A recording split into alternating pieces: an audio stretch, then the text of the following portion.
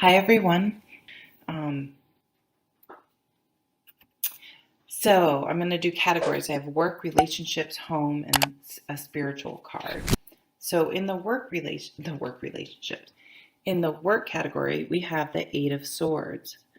So, what this is telling me, I really feel that a lot of times we are our own worst enemy. And I'll give you an example from what's going on with my work. My work's very, very stressful. We're going through a transition, and we're being given a lot of extra work um, that I'm like, I literally can't do this. Like, I don't have time. But instead of sitting there getting stressed out, I've just decided to just let the stress go. I mean, every once in a while it gets me, and just do the best I can. And really, the King of Pentacles energy, just methodically, just accomplish one task at a time and focus on that, be very present on that, then move on to the next one. And I've actually been getting a lot more accomplished than sitting there going, I can't do this, I can't do this, and freaking out and worrying and feeling just like trying to use stress to like protect myself. Like, why do we have stress? I always wonder about that. Like, it doesn't, sitting there all stressed out doesn't make my work easier to do. It makes it harder to do. The other side of, so that's more of an intuitive feel I was getting from this card. Traditionally, this card talks about us, being trapped in our own mental negative thinking, trapping us where we are. So maybe you don't like your job and you want a new job, but you've talked yourself into thinking that you have to stay with this job because of the benefits, or you've been there for so long, or you're too old to change careers, or this or whatever um, you're telling yourself. But so this card would tell you to think about that is that really true, or is that just you giving up before you even try, or making, keeping yourself in um, a box, or a trapped in a place that you really are not trapped in. So try to look at your situation from a much broader perspective and see if maybe you aren't in denial or keeping yourself, quote unquote, trapped in some way. The next category is relationships. And we have the Three of Cups. Nice. So I think this week it's going to be more focused on friendships. So I wouldn't be surprised if some of you, I know it's Halloween, so that it's not a stretch, but might be getting together with friends and celebrating. Doesn't mean your romantic partner couldn't be there, but it's more groups of people instead of just a couple.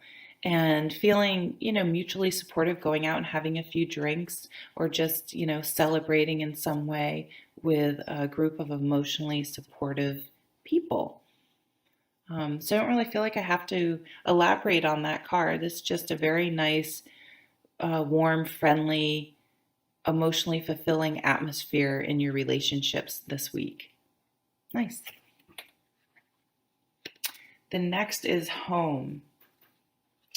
Okay, so we have the Eight of Cups here. So I always think of the Eight of Cups, there are many stages to the Eight of Cups. This is a very complex and important card, I think. So it talks about times in our lives when we realize we need to walk away from something. And it's usually something we're emotionally tied to on some level, or were emotionally tied to at one point, and we're realizing that it's not good for us anymore. It's not fulfilling us anymore, and we need to walk away. So, it can be very difficult. And what I like to remind people is, just because you need to walk away from something doesn't mean like you're going to be happy about it or it's going to feel good.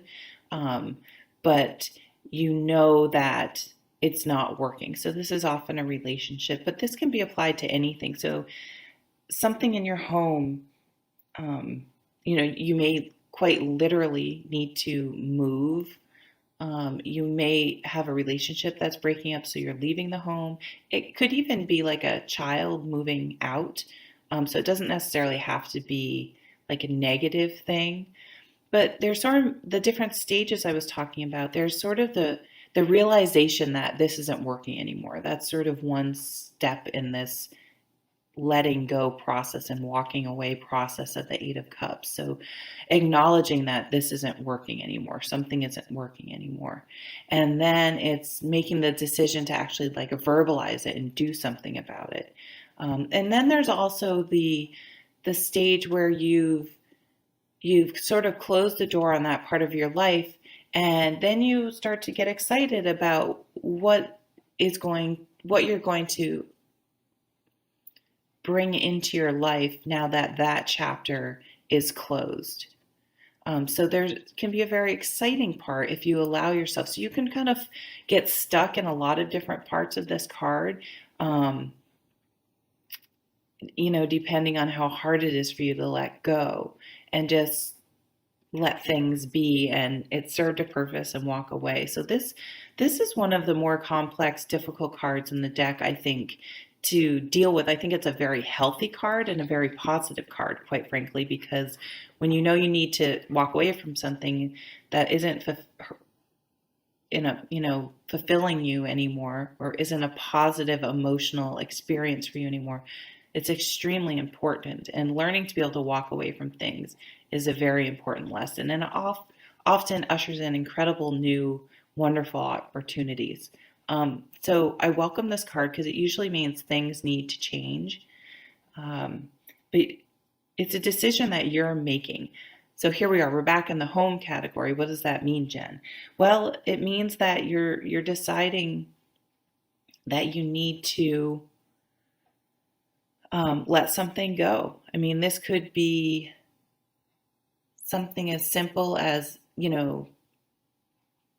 moving, changing homes, changing apartments, or something more dramatic like moving out because of a relationship or something like that.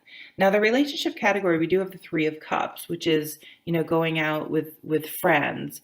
But that doesn't mean there couldn't be an underlying, maybe you're going out with your friends because you need their support.